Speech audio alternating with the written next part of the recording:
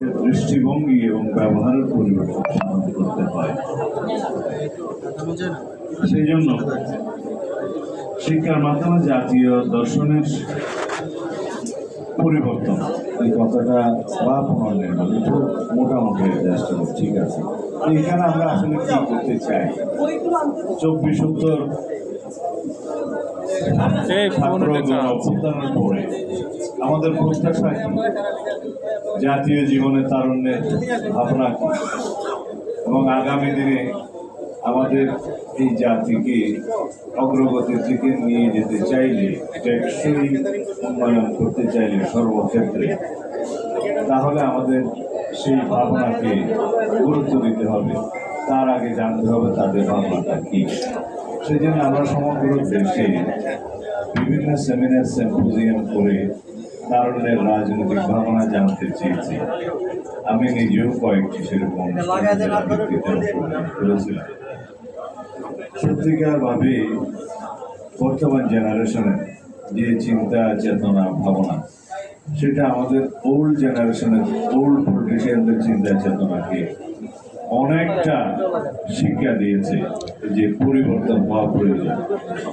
এর 24 গণ অভ্যুত্থানের প্রধানতম শিক্ষা হচ্ছে পরিবর্তন, সংস্কার এবং রাষ্ট্রীয় ক্ষেত্রে সাম্য, সম অধিকার, বৈষম্যহীনতা স্থাপন করা।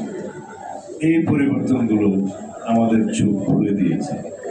এগুলো যদি আমরা ভবিষ্যতে এই তারুণ্যের ভাবনাগুলোকে জাতীয় জীবনে ধারণ না করতে পারি, সেইভাবে আমরা যদি আইন প্রণয়ন না করতে পারি, এবং সেইভাবে যদি আমরা মেধা এবং জ্ঞান নির্ভর, প্রযুক্তি নির্ভর সমাজ বিনির্মাণ না করতে পারি, তাহলে তাদের ভাবনা বাস্তবায়ন করা সম্ভব হবে না, এবং আমাদের এই রক্তে অর্জিত সুযোগকে আমরা হারিয়ে ফেলব।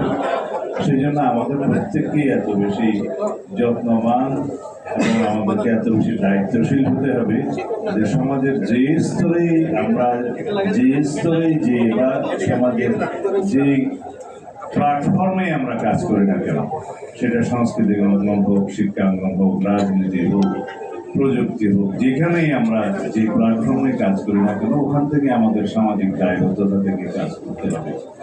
আপনাদের সেই ভূমিকা অনেক বেশি অগ্রগণ্য। যদি আপনারা সবাই সামনে শিক্ষকতায় জড়িত থাকেন, সেই হিসাব ধরে নিয়ে আমি বলছি।